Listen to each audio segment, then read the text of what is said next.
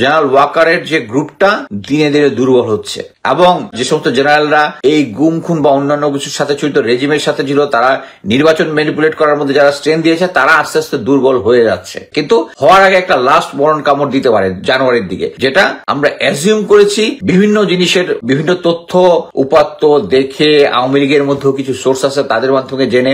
ওবায়দুল কাদের সে এখন পর্যন্ত ইন্ডিয়াতে যেতে পারে নাই। একটা তথ্য অনুযায়ী এভার কেয়ার হাসপাতালে শৃঙ্খলা বাহিনী এটা সার্চ শুরু করতে পারে।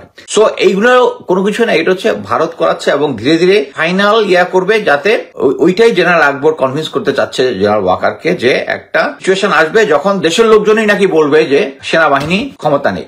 বাট সেনাবাহিনী এখন ক্ষমতা নিলে, আমি আগেই বলেছি 9 ডিবেট জিওসি কঠিন Awami Leaguer, he is the main stakeholder, এবং তাকে এখন পর্যন্ত জেনারেল ওয়াকার চেঞ্জ করে নাই। ঢাকার ব্রিগেড কমান্ড গুলা, ডিজি বিজিবি, যারা বিজিবিতে ডিজি হয়েছে প্রত্যেকেই ভারতে ট্রেনিং করে আসছে, প্রত্যেকে, ইনক্লুডিং দিস ওয়ান।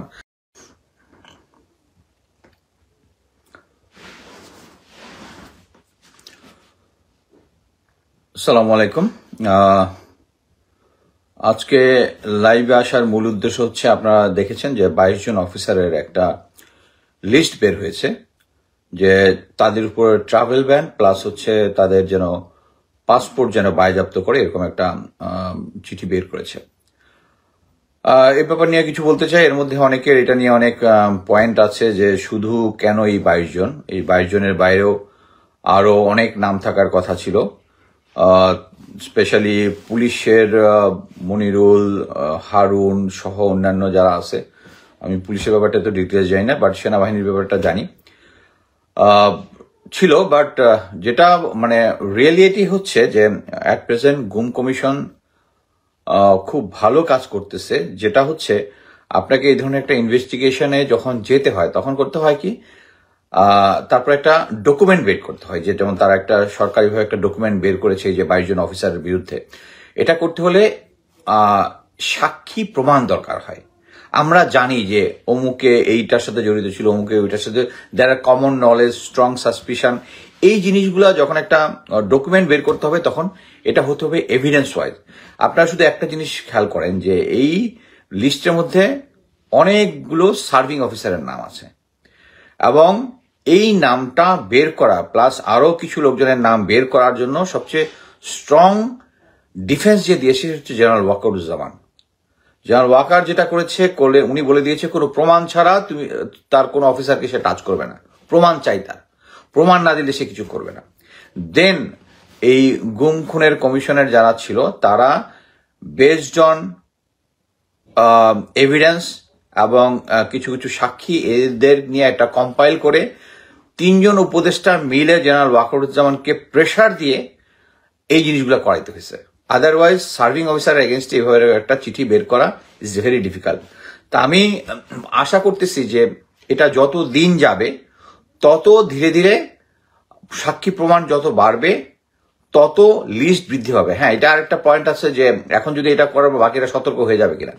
হ্যাঁ, এটা যেমন আছে বাকিরা সতর্ক হয়ে যাবে, অ্যাট দ্য সেম টাইম এখানে কিন্তু অনেক জেনারেল আছে যারা বিদেশে ছিল, তারা কনফিডেন্স গেইন করে এখন ব্যাক করছে, ব্যাক করার পরে এই ট্রাভেল ব্যানটা হয়েছে।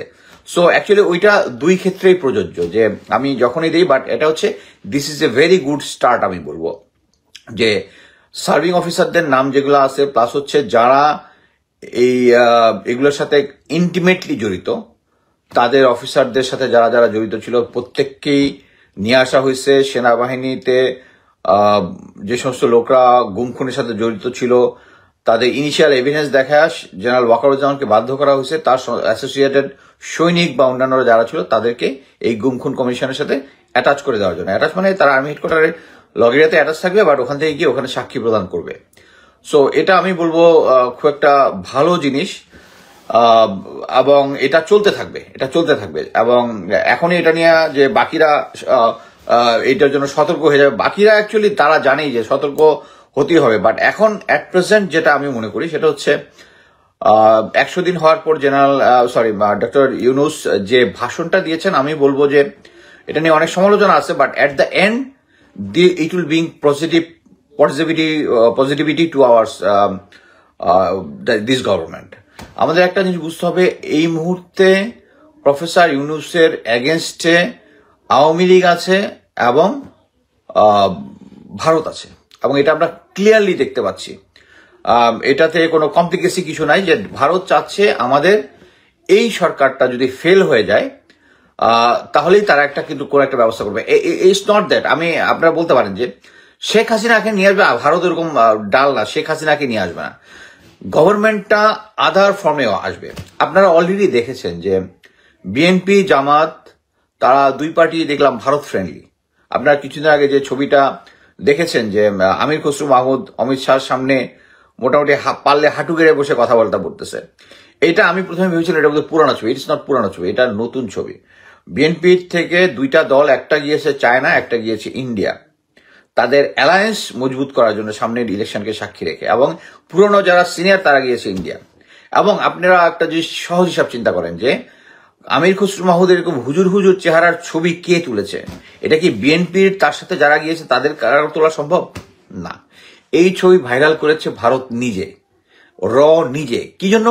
তারা চায় আপনারা এই ছবিটা দেখে বিএনপির প্রতি বিদ্বেষী হন, নাম্বার 1। নাম্বার 2 হচ্ছে তাদের আধিপত্যবাদ যে এখনো চালু আছে এটা জনগণের সামনে তুলে ধরা।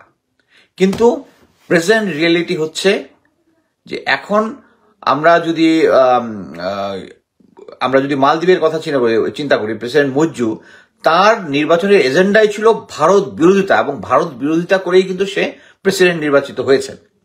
সো এটা বুঝতে হবে যে এই সময়টা, this is the best time, যে ভারত আমাদের পিছনে যে আগ্রাসী নীতি যেটা করেছে, এবং তারা চোখ বন্ধ করে কোনো ন্যায় নীতির তোয়াক্কা না করে আওয়ামী লীগ এবং শেখ হাসিনাকে সাপোর্ট দিয়েছে, এবং সবচেয়ে দুঃখজনক হচ্ছে এখনো দিয়ে যাচ্ছে।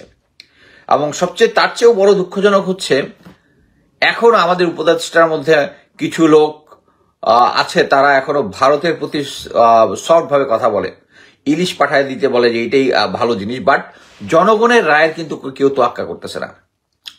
সো আমি বলবো যে বিএনপি এবং জামাত এদের উচিত, এরা দুজনেই পলিটিক্স করতেছে। যেমন জামাত বলতেছে যে আওয়ামী লীগকে ক্ষমা করে দিচ্ছে, এটা আমি বলবো একটা রাজনৈতিক কৌশল না বলে অপকৌশল কি বলা উচিত। এনিওয়ে, তারা চাচ্ছে যে আওয়ামী লীগের ভোটটা, সামনে নির্বাচন হয়ে আওয়ামী লীগের ভোটটা দিতে। তারপর আরেকটা হচ্ছে অনেকেই জনমত জরিপ করেছে, দেখলাম বিএনপি থেকে জামাত আগে আছে। এটার কারণ হচ্ছে জামাতের, আমি বলবো যে দেশের, আমি অ্যাকচুয়ালি একটা গোয়েন্দা রিপোর্ট, ডিজিএফ এর একটা রিপোর্ট রাজনৈতিক দল সম্বন্ধে, এটা একটা আমার কাছে এসেছিল। এতে বাংলাদেশের মধ্যে সবচেয়ে অর্গানাইজড দল হচ্ছে, এবং যেটার মধ্যে গণতন্ত্র দল সেটা হচ্ছে জামাত, not Awami League BNP.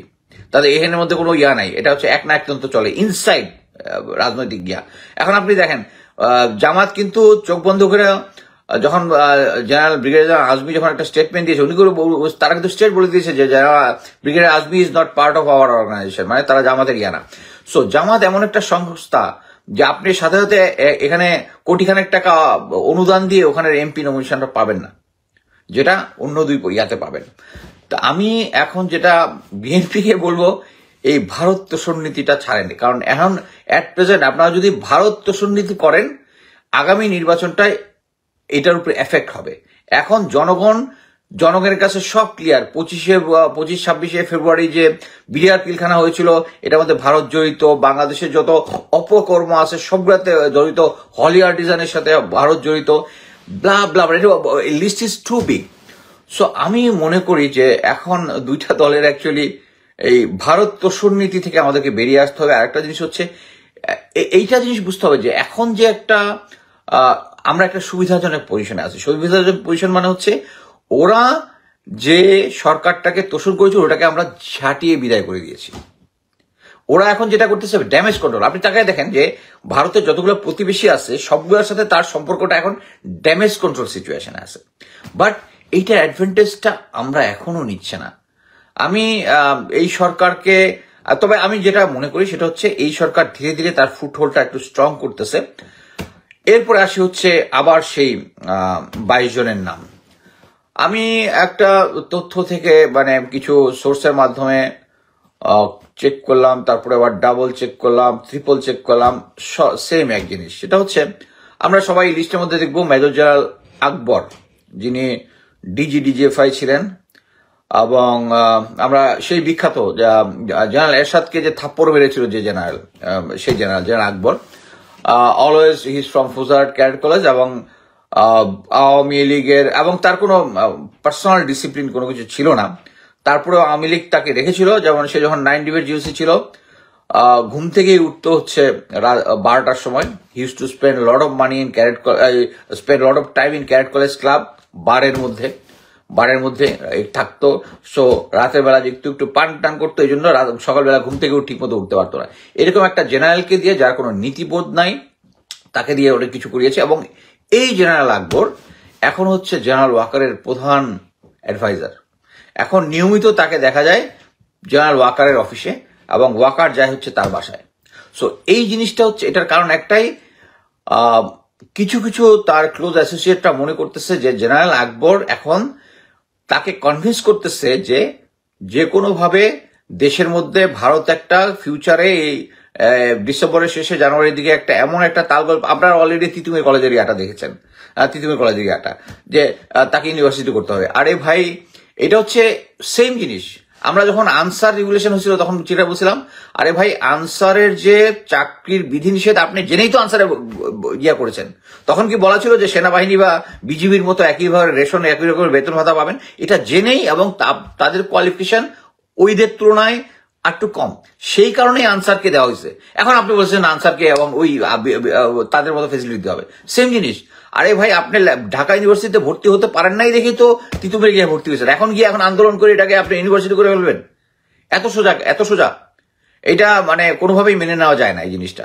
So এইগুলো কোনো কিছু না, এটা হচ্ছে ভারত করাচ্ছে, এবং ধীরে ধীরে চতুর্দিকে একটা ফাইনাল ইয়া করবে, যাতে ওইটাই জেনারেল আকবর কনভিন্স করতে চাচ্ছে জেনারেল ওয়াকারকে, যে একটা সিচুয়েশন আসবে যখন দেশের লোকজনই নাকি বলবে যে সেনাবাহিনী ক্ষমতা নেই।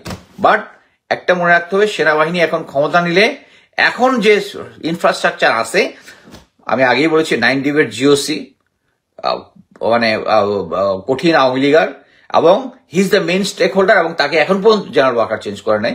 ঢাকার ব্রিগেড কমান্ডগুলা, ডিজি, বিজিবি, এখন পর্যন্ত আপনি একটা জিনিস যদি জাস্ট খেয়াল করেন, যে যারা বিজিবিতে ডিজি হয়েছে প্রত্যেকেই ভারতে ট্রেনিং করে আসছে, প্রত্যেকে, ইনক্লুডিং দিস ওয়ান। তার মানে হচ্ছে যাকে ডিজিবিজিবি করা হয়, তাকে ভারতে নিয়ে তাকে টেস্ট করে তারপরে এখানে বসানো হয়। সো এখানে ডাউটের কোনো কিছু নাই, জেনারেল ওয়াকার এই ইম্পর্টেন্ট লোকগুলোকে এখন পর্যন্ত চেঞ্জ করে নাই।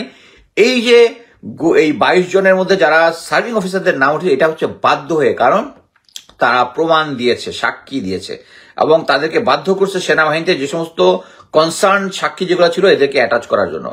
এর মানে হচ্ছে জেনারেল ওয়াকারের যে গ্রুপটা দিনে দিনে দুর্বল হচ্ছে, এবং যারা এতদিন এই অফিসার যে সমস্ত জেনারেলরা এই গুম খুন বা অন্যান্য কিছুর সাথে জড়িত, রেজিমের সাথে ছিল, তারা নির্বাচন ম্যানিপুলেট করার মধ্যে যারা স্ট্রেন দিয়েছে, তারা আস্তে আস্তে দুর্বল হয়ে যাচ্ছে, অলরেডি হয়ে যাচ্ছে। কিন্তু হওয়ার আগে একটা লাস্ট মরণ কামড় দিতে পারে এই জানুয়ারির দিকে, যেটা আমরা অ্যাজিউম করেছি বিভিন্ন জিনিসের, বিভিন্ন তথ্য উপাত্ত দেখে, আওয়ামী লীগের মধ্যেও কিছু সোর্স আছে তাদের মাধ্যমে জেনে। সো আমাদেরকে এই ব্যাপারে মানে কঠোর থাকতে হবে যে আমরা এই গভর্নমেন্টকে ফেল করতে দিতে পারি না। এই গভর্নমেন্টকে ফেল করতে দিলে ভারত আমাদের উপরে অলরেডি কাঁধের মধ্যে চেপে বসবে। এবং ফলো আপ কি, তারপরে যদি জাতীয় সরকারও হয়, এর মধ্যে কি বিএনপি, জামাত এবং অন্যান্য আসবে, তারা তো অলরেডি ইন্ডিয়ান এম্বাসিতে যাওয়া আসা শুরু করে দিয়েছে। সো এই সরকারকে ফেল হতে দেওয়া যাবে না। আরেকটা জিনিস নিয়ে বলবো, সেটা হচ্ছে, আমরা সবাই জানি যে ভারতের লোকজন চলে যাচ্ছে, তাই না? একটা মানে গুরুত্বপূর্ণ সোর্স অনুযায়ী অলরেডি 50,000-এর মতো আছে হচ্ছে ইন্ডিয়া এবং মালদ্বীপে। আপনারা একটা জিনিস জানেন তো, যে মালদ্বীপে যেতে কিন্তু কোনো ভিসা লাগে না। সো মালদ্বীপের প্লেনে উঠাই ভিসা ছাড়াই কিন্তু তারা ম্যাক্সিমাম একটা লট মালদ্বীপ চলে গেছে, এবং তারপরে মালদ্বীপ থেকে ইন্ডিয়াতে যাওয়া যায়। সো আর যে সমস্ত ইনফরমেশন আছে, যে আমরা কয়েকদিন আগে শুনলাম যে মানে ওবায়দুল কাদের, নেম ইজ কাউয়া কাদের, সে ভারতে চলে গেছে ময়মনসিংহ দিয়ে। বাট আমার কাছে একটা তথ্য হচ্ছে সে এখন পর্যন্ত ইন্ডিয়াতে যেতে পারে নাই। একটা তথ্য অনুযায়ী এভার কেয়ার হাসপাতালে কোনো একটা জায়গায় আছে, বা অন্য কোনো হসপিটালে, এগুলা আমি মনে করি আইনশৃঙ্খলা বাহিনী এটা সার্চ শুরু করতে পারে। আমার তথ্য অনুযায়ী, এবং তথ্যটা একটা ইম্পর্টেন্ট জায়গা থেকে এসেছে, আমি আইনশৃঙ্খলার কয়েকজনকে দিয়েছি, আমি জানি না তারা অ্যাক্ট করবে কিনা, কারণ they use to be part of that regime. So আরেকটা জিনিস হচ্ছে, আপনার কিছু মনে হয় না যে এত লোকজন কিভাবে ভারতে যাচ্ছে? আমি যেটা শুনলাম যে এম্বাসি থেকে নাকি একটা আউটপাস টাইপ সিস্টেম করেছে। আউটপাস হচ্ছে যেই ওখানে যাবে ওর ছবিটা তুলে ওখানে লাগিয়ে, ভারত এম্বাসি থেকে যে সমস্ত নাগরিক এই দেশে এসে পাসপোর্ট হারিয়ে ফেলে তাদেরকে যে একটা ট্রাভেল ডকুমেন্ট দেয় না, ওরা নাকি আওয়ামী লীগকে এই ধরনের ট্রাভেল ডকুমেন্ট দিচ্ছে। আমি জানি না আমাদের গোয়েন্দা সংস্থারা কি করতেছে, এবং এই তথ্যটা অ্যাটলিস্ট নাম্বার অফ এরকম ট্রাভেল পাস নিয়ে ভারতে চলে গেছে ওদের থেকে কনফার্ম করা। সো আমি মনে করি যে সরকারি বাহিনীতে যারা আছেন তাদেরকে আপনাদেরকে সতর্ক হতে হবে, আপনারা কিন্তু, আমি আমার ফেসবুকে একটা পোস্ট দেখবেন যে ইমাম হাম্বলি সম্ভবত, তাকে একটা হাদিসের উদাহরণ, যে তাকে জেলে রাখা হয়েছে, জেলে রাখার পর জেলের যে কি বলে কারারক্ষী একজন জিজ্ঞেস করছে যে সে তো জানে যে ইমাম হাম্বলি হচ্ছে একজন স্কলার, ইসলামী স্কলার, বলছে যে হযরত মুহাম্মদ সাল্লাল্লাহু আলাইহি ওয়াসাল্লাম যখন বলেছিলেন যে কি বলে জালিম এবং তার সহযোগীদের সম্বন্ধে, তো ওই হাদিসটা বর্ণনা করার পরে তখন বলছে আমি কি জালিমের সহযোগী? তখন বললো হাম্বলি বলছে না, আপনি তো জালিমের সহযোগী নন। জালিমের সহযোগী কারা? যারা তাদের মাথায় চুলে বিলি কেটে দেয়, যারা তার জন্য কাপড় ধোয়, যারা তাদের খাবার পরিবেশন করে এবং তাদের দেখভাল করে, হাউস হোল্ডের কাজ করে, তারা হচ্ছে সহযোগী। আর আপনি হচ্ছেন জালিমদের একজন। সো আমরা এখন যারা বর্তমানে চাকরিরত আছেন, আর্মি মিলিটারি সিভিল যেখানেই আছেন, এটা মনে রাখবেন যে শেষ পর্যন্ত এই জালিমের সহযোগী খাতায় যদি আপনার নাম উঠে যায়, যদি ধর্ম বিশ্বাস করেন, you are in deep shit. তাই আমাদের উচিত, আমরা আমাদের লাইফে যে যা ভুল করেছি, ভুলটা সামনে এসে বলা।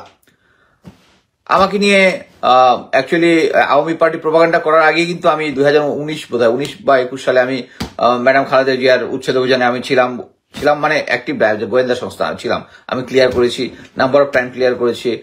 হাসিন স্যারকে ময়মনসিংহ ক্যান্টনমেন্ট থেকে তুলে আনার ব্যাপারে স্যারের সাথে আমি একসাথে শো করেছি। মোট কথা হচ্ছে, আমরা সরকারি চাকরি থাকাকালীন সময়ে সিনিয়র আদেশ পালনকালে বা কোনো কিছু করলে আমরা অনেক কিছু করেছি, যে কাজগুলো আপনি নিজে কনভিন্স না, তারপরে যখন সিচুয়েশন নর্মাল হয় তখন আপনি ইউ এক্সপ্রেস ইউর সেলফ যে আপনি এটার সাথে জড়িত ছিল, এসব ভুল। আমি করেছি, আপনিও করুন। আমি আশা করব যে এখন যারা আছেন তারা এইটুক রিয়েলাইজ করবেন যে যত দিন যাচ্ছে প্রফেসর ইউনূসের সরকার ফুটহোল্ড স্ট্রং করতেছে। আর আমরা যে আশা করতেছি যে কি বলে আমেরিকা ট্রাম্প আসার পরে, জানুয়ারি 20 তারিখ আসবে, ট্রাম্প আসার পরে একটা কিছু হয়ে যাবে, তাদের অলরেডি এনএসএ তে ন্যাশনাল সিকিউরিটি অ্যাডভাইজার তুলসী গ্যাবার্ড, যত যাই হোক, ওরা আমেরিকা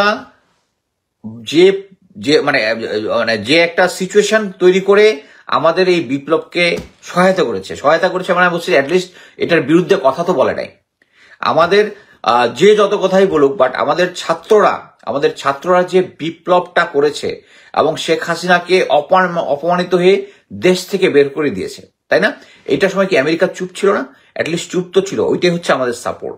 এবং তারা এই সাপোর্টটা কেন করেছে? এবং কারণ তারা শেখ হাসিনাকে ধরে নিয়েছে it's a threat to American সিকিউরিটির জন্য শেখ হাসিনাকে। কারণ কি, আপনারা মনে করে দেখেন, তারা বার্নি কাটের গাড়িতে হামলা করে, যা ইচ্ছা তাই বলে দিচ্ছে শেখ হাসিনা। এগুলো কেন বলছে? কারণ ইন্ডিয়া তাদেরকে বলছে। যখনই বলছে কোনো কিছু বলছে, ইন্ডিয়া তাকে বুঝাইছে এটা আমরা ম্যানেজ করে ফেলবো, তুমি আমেরিকাকে একটু হার্ড টাইম দাও। কিন্তু একটা জিনিস মনে রাখবেন, আমেরিকা অলরেডি কিন্তু জানে যে ইন্ডিয়াকে তাদের কি জন্য দরকার হচ্ছে চায়নাকে করার জন্য। আচ্ছা, চায়নাকে যদি তারা করার জন্য দরকার হয়, ইন্ডিয়া তো তাদের কথা সবসময় শোনে না। এই যুদ্ধের সময় তারা ইউক্রেন থেকে তেল কিনলো, ওই তেল কিনে এটার ভাগ আবার বাংলাদেশকেও দিয়েছে। শেখ হাসিনা কিন্তু ওখান থেকে তেল কিনেছে। সো তারা কিন্তু এগুলো সব নোট করেছে। ইন্ডিয়ার কয়েকটা কোম্পানিকে তারা ব্যান করেছে। সো ইন্ডিয়া সবকিছু করে ফেলবে, I don't believe. Tulsi Gabbard ইচ্ছা করলেই যে আমেরিকার যে প্ল্যান আছে আমাদের জন্য, বাংলাদেশের জন্য, সেই প্ল্যানটা এসে থম করে উল্টায় দিতে পারবে না। বাট অ্যাট দ্য এন্ড আরেকটা জিনিস বলবো, মানে ধর্ম থেকে আমি ধার্মিক, আমি 5 ওয়াক্ত নামাজ পড়ি ইদানিং। মানে আমেরিকা আসার পরে অ্যাকচুয়ালি যেটা চেঞ্জ হয়েছে, আমি একটু লেখাপড়া করার চেষ্টা করছি। একটা জিনিস দেখবেন যে বদরের যুদ্ধের সময় দুইজন মানে ইয়াং ছেলে, যারা যুদ্ধের বয়স হয় না, আমি ডিটেলসটা খেয়াল নাই সেটা, তারা এসে জানাইছে যে তারা যুদ্ধে যেতে চাইছে। হযরত মুসা আলাইহিস সালামের কাছে যখন দাঁড়াইলো, তখন বললো না তোমরা এখনো ছোট। তখন তারা করছে কি, পায়ের টো দিয়ে উঁচু করে লম্বা করে দেখাইছে যে না আমরা তো এরকম, আমার হাইট তো এত বড় হয়ে গেছে। মানে হযরত মুসা আলাইহিস সালাম এটা দেখলেন, বাট তাদের আগ্রহ দেখে তাদেরকে অ্যাপ্রুভ করলেন যে ঠিক আছে তোমরা বদরের যুদ্ধে যাওয়ার পরে তারা যখন এই যুদ্ধের ময়দানে যখন গেল, তখন ওই দুজন যুবক বলবো না, তারা এখনো যুবক হয় নাই, শিশুই বলবো। তো যুবক তখন ইয়াকে বলতেছে যে, একজনকে বলতেছে যে দেখো তো আবু জাহেল কোনজন, কারণ তারা জানে যে আবু জাহেল হযরত মুসা আলাইহিস সালামকে কষ্ট দিয়েছিল। আবু জাহেল কোনজন, তারা দূর থেকে দেখা যাচ্ছে আবু জাহেল। তখন ওই দুজন তাকে গিয়ে, ঘোড়ার পিঠে ছিল, তারা দুজন কি গিয়ে ওই আবু জাহেলকে হত্যা করেছিল। সো আপনি একটা জিনিস দেখেন যে আমাদের সিচুয়েশন কিন্তু তাই, শেখ হাসিনা জালিম হয়ে গেছিল এবং তারা আল্লাহ তাআলা শেষ পর্যন্ত তাকে, আমাদের ছাত্র যারা এখনো অ্যাডাল্ট হয় নাই, এই ছাত্রদের মাধ্যমে তাদেরকে লাঞ্ছিত করে এদেশ থেকে বের করে দিয়েছে। সো সবকিছুর মধ্যে একটা আল্লাহর ইশারা আমি দেখি, অন্তত আপনি দেখেন কিনা জানি, বাট আমি দেখি যে সবকিছু আল্লাহর ইশারা হতে। সো আল্লাহর ইশারাতে যে আমাদের প্রতিবেশী দেশ যারা গরুর বুট খায়, তারা আমাদেরকে কন্ট্রোল করে। আমাদের এই যে সেনাবাহিনী থেকে সিভিলিয়ান যতগুলো আছে, এগুলা ওই পার্টির হেজিমনি তাদের অনুযায়ী কাজ করে। আমি এখন পর্যন্ত পাইলাম না যে একজন ডিজিএফআই সে বলবো যে হ্যাঁ ডিজিএফআই এর ভিতরে রয়্যাল লোক আছে, এনএসআই, আমি রয়ের সাথে কাজ করছি। হ্যাঁ, আমি কয়েকজন অফিসারকে জানি, তারা আমাকে স্বীকার করছে, বাট ওপেন আইসে তাদের স্বীকার করা উচিত, তোমরা যদি তাই মনে করো, আদারওয়াইজ তোমরা তো জালিমের সহযোগী। সো আমি আশা করতে চাই যে ডক্টর ইউনূসের সরকার ইনশাল্লাহ যত দিন যাবে তত স্ট্রং হবে, এবং আওয়ামী লীগ, ভারত এবং তাদের যে দোসর যারা সেনাবাহিনীতে এবং সিভিলে যে যত জায়গায় আছে, তারা ধীরে ধীরে নিঃশেষ হয়ে যাবে ইনশাল্লাহ। ধন্যবাদ।